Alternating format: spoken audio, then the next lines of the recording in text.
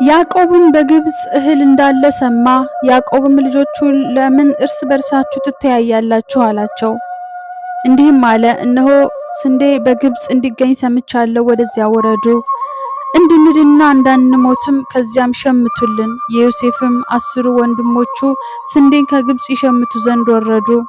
የዮሴፍንም ወንድም ቢንያምን ግን ያዕቆብ ከወንድሞቹ ጋር አልሰደደውም፣ ምናልባት ክፉ እንዳያገኘው ብሏልና። የእስራኤልም ልጆች ለእህል ሸመታ ከመጡት ጋር ገቡ፣ በከነዓን አገር ራብ ነበርና። ዮሴፍም በምድር ላይ ገዢ ነበረ፣ እርሱም ለምድር ሕዝብ ሁሉ ይሸጥ ነበረ። ዮሴፍም ወንድሞቹ በመጡ ጊዜ በምድር ላይ በግንባራቸው ሰገዱለት። ዮሴፍም ወንድሞቹን አይቶ አወቃቸው፣ ተለወጠባቸውም፣ ክፉ ቃልንም ተናገራቸው።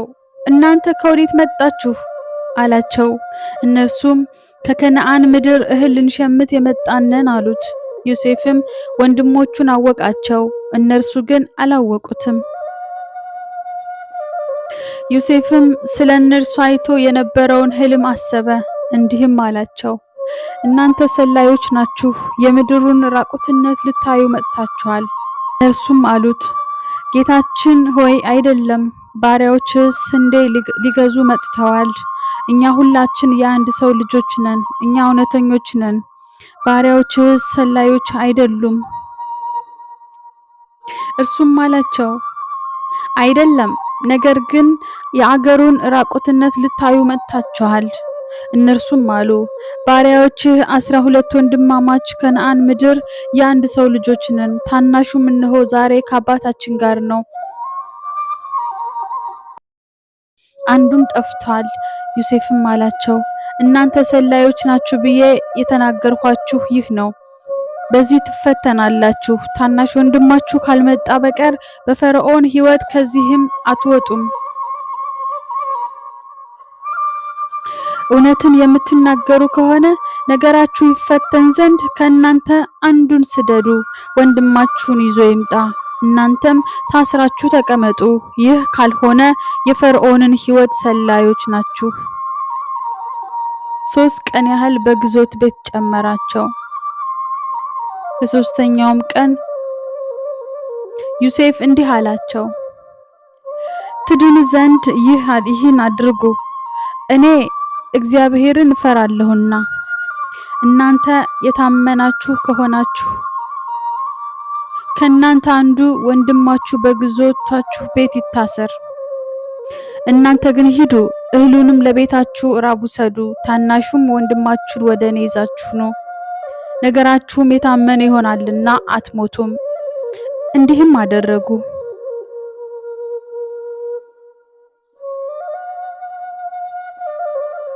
እነርሱም እርስ በርሳቸው እንዲህ ተባባሉ፣ በእውነት ወንድማችንን በድለናል፣ እኛን በማማጠን ነፍሱ ስትጨነቅ አይተን አልሰማነውምና፣ ስለዚህ ይህ መከራ መጣብን።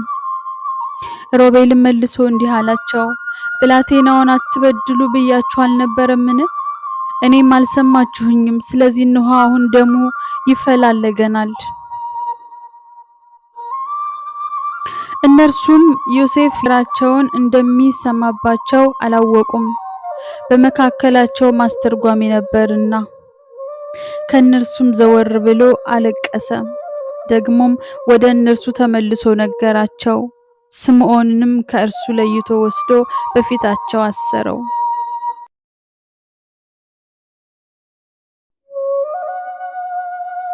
ዮሴፍም አይበታቸውን እህል ይሞሉ ዘንድ አዘዘ። የየራሳቸውንም ብር በየአይበታቸው ይመልሱ ዘንድ ደግሞ የመንገድ ስንቅ ይሰጧቸው ዘንድ አዘዘ።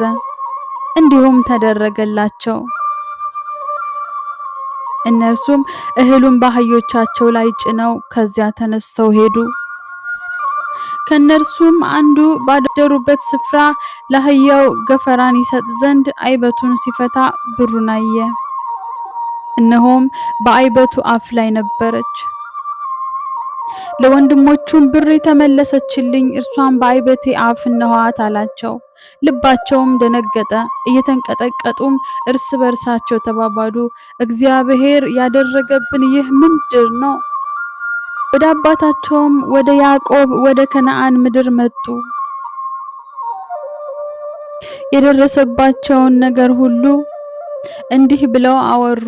የሀገሩ ጌታ የሆነው ሰው በክፉ ንግግር ተናገረን፣ የምድሪቱም ሰላዮች አስመሰለን። እኛም እንዲህ አልነው፣ እውነተኞች ሰዎች ነን እንጂ ሰላዮች አይደለንም። እኛ የአባታችን ልጆች 12 ወንድማማች ነን። አንዱ ጠፍቷል፣ ታናሹም በከነዓን ምድር ዛሬ ከአባታችን ጋር አለ። የሀገሩም ጌታ ያ ሰው እንዲህ አለን፣ የታመናችሁ ሰዎች ከሆናችሁ በዚህ ያውቃለሁ።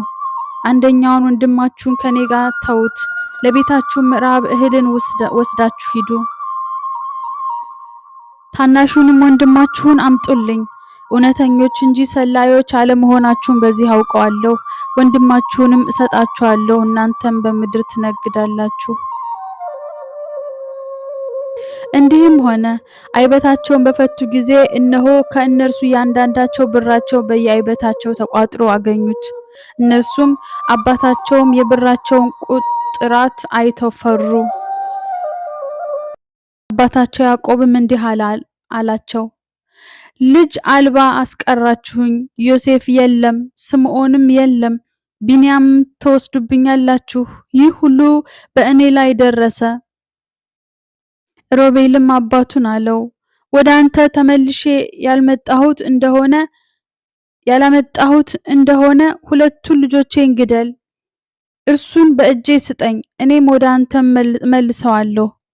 እርሱም አለ፣ ልጄ ከእናንተ ጋር አይወርድም፣ ወንድሙ ሞቶ እርሱ ብቻ ቀርቷልና በምትሄዱበት መንገድ ምናልባት ክፉ ነገር ቢያገኘው ሽምግልናዬን በሐዘን ወደ መቃብር ታወርዱታላችሁ። ራብም በምድር ጸና። ከግብጽም ያመጡትን እህል በልተው ከፈጸሙ በኋላ አባታቸው እንደገና ሂዱ፣ ጥቂት እህልም ሸምቱልን አላቸው። ይሁዳም እንዲህ አለ፣ ያ ሰው ወንድማችሁ ከእናንተ ጋር ካልሆነ ፊቴን አታዩም ብሎ በብርቱ ቃል አስጠነቀቀን። ወንድማችንን ከኛ ጋር ብትሰድደው እንወርዳለን፣ እህልም እንሸምትልሃለን። ባትሰደው ግን አንሄድም። ያ ሰው ወንድማችሁ ከእናንተ ጋር ካልሆነ ፊቴን አታዩም ብሏልና። እስራኤልም አላቸው፣ ለምን በደላችሁኝ? ለዚያውስ ሌላ ወንድም አለን ብላችሁ ለምን ነገራችሁት? እርሱም አሉ፣ ያ ሰው ስለኛና ስለ ወገናችን ፈጽሞ ጠየቀን፣ እንዲህም አለን፣ አባታችሁ ገና በሕይወት ነውን? ወንድምስ አላችሁ? እኛም እንደዚሁ እንደ ጥያቄው መለስንለት። በውኑ ወንድማችሁን አምጡ እንዲለን እናውቅ ነበርን? ይሁዳም አባቱን እስራኤልን አለው፣ እኛና እናንተ ልጆቻችንም ደግሞ እንድንድን እንዳንሞትም ብላቴናውን ከእኔ ጋር ስደደው፣ እኛም ተነስተን እንሄዳለን። እኔ ስለ እርሱ እዋሳለሁ፣ ከእጄም ትሻዋለህ። ወደ አንተ ባላመጣው በፊትህም ባላቆመው በዘመናት ሁሉ አንተን የበደልሁህ ልሁን። ባይዘገይስ ኖሮ አሁን ሁለተኛ ጊዜ በተመለስን ነበር። እስራኤልም አባታቸው እንዲህ አላቸው፣ ነገሩ እንዲህ ከሆነስ ይህንን አድርጉ፣ ከተመሰገነውም ከምድሩም ፍሬ በዓይበታችሁ ይዛችሁ ሂዱ። ለዚያም ሰው እጅ መንሻ ጥቂት በለሳን፣ ጥቂት ማር፣ ሽቱ፣ ከርቤ፣ ተምር፣ ለውዝ ውሰዱ። ብሩን በአጠፌታ አድርጋችሁ በእጃችሁ ውሰዱ። በዓይበታችሁም አፍ የተመለሰውንም ብር መልሳችሁ ውሰዱ። ምናልባት በስህተት ይሆናል። ወንድማችሁም ውሰዱ፣ ተነስታችሁም ወደዚያ ሰው ተመለሱ። ሁሉን የሚችል አምላክም ሌላውን ወንድማችሁንና ብንያምን ከእናንተ ጋር ይሰድድ ዘንድ በዚያ ሰው ፊት ምሕረትን ይስጣችሁ። እኔም ልጆቼን እንዳጣሁ አጣሁ። ሰዎቹም በእጃቸው ያችን እጅ መንሻና አጠፌታቸውን ብር ብንያምንም ወሰዱ። ተነስተውም ወደ ግብጽ ወረዱ፣ በዮሴፍም ፊት ቆሙ። ዮሴፍም ብንያምን ከእርሱ ጋር ባየው ጊዜ የቤቱን አዛዥ እንዲህ ብሎ አዘዘው፣ እነዚያን ሰዎች ወደ ቤት አስገባቸው፣ እርድም ረድ አዘጋጅም። እነዛ ሰዎች በእኩለ ቀን ከኔ ጋር ይበላሉና ያ ሰውም ዮሴፍ እንዳለው አደረገ። ያ ሰውም ሰዎቹን ወደ ዮሴፍ ቤት አስገባ። እነርሱም ወደ ዮሴፍ ቤት ስለገቡ ፈሩ፣ እንዲህም አሉ፣ በዓይበታችን ቀድሞ ስለተመለሰው ብር ሊተነኮሉብን ሊወድቅብንም እኛንም በባርነት ሊገዛ አህዮቻችንም ሊወስድ ወደዚህ አስገባን። ወደ ዮሴፍ ቤት አዛዥም ቀረቡ፣ በቤቱም ደጅ ተናገሩ፣ እንዲህም አሉት፣ ጌታዬ ሆይ ቀድሞ እህልን ልንሸምት ወርደን ነበር። ወደምናድርበት ስፍራ በደረስን ጊዜ ዓይበታችንን ከፍተን እነሆ እያንዳንዱ ሰው ብር በየዓይበቱ አፍ እንደሚዛን ብራችን ነበረ። አሁንም በእጃችን መለስ ነው። እህል እንሸምትበት ዘንድ ሌላም ብር በእጃችን አመጣን። ብራችንንም በዓይበታችን ማን እንደጨመረ አናውቅም። እርሱም አላቸው፣ ሰላም ለእናንተ ይሁን፣ አትፍሩ። አምላካችሁና የአባታችሁ አምላክ በዓይበታችሁ የተሰወረ ገንዘብ ሰጣችሁ። ብራችሁስ ደርሶኛል። ስምዖንንም አወጣላቸው። ሰውየውም እነዚያን ሰዎች ወደ ዮሴፍ ቤት አስገባቸው፣ ውሃ አመጣላቸው፣ እግራቸውንም ታጠቡ፣ ለአህዮቻቸውም አበቅ ተሰጣቸው። ዮሴፍም በእኩለ ቀን እስኪገባ ድረስ እነርሱ እጅ መንሻቸውን አዘጋጁ፣ ከዚያ እንጀራን እንደሚበሉ ሰምተዋልና። ዮሴፍም ወደ ቤቱ በገባ ጊዜ በእጃቸው ያለውን እጅ መንሻ በቤት ውስጥ አቀረቡለት፣ ወደ ምድርም ወድቀው ሰገዱለት። እርሱም ደህንነታቸውን ጠየቃቸው፣ እንዲህም አለ፣ የነገራችሁኝ ሽማግሌ አባታችሁ ደህና ነውን? ገና በሕይወት አለን? እነርሱም አሉት፣ ባሪያህ አባታችን ደህና ነው፣ ገና በሕይወት አለ። አጎንብሰውም ሰገዱለት። ዓይኑንም አንስቶ የእናቱን ልጅ ብንያምን አየው። እርሱም አለ፣ የነገራችሁኝ ታናሽ ወንድማችሁ ይህ ነውን? እንግዲህም አለው፣ ልጄ ሆይ እግዚአብሔር ይባርክህ። ዮሴፍም ቸኮለ፣ አንጀቱ ወንድሙን ናፍቆታልና፣ ሊያለቅስም ወደደ። ወደ እልፍኝም ገብቶ ከዚያ አለቀሰ።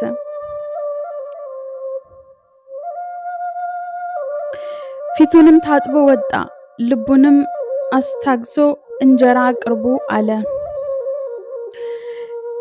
ለእርሱም ለብቻው አቀረቡ፣ ለእነርሱም ለብቻቸው፣ ከእርሱ ጋር ለሚበሉት ለግብፅ ሰዎችም ለብቻቸው።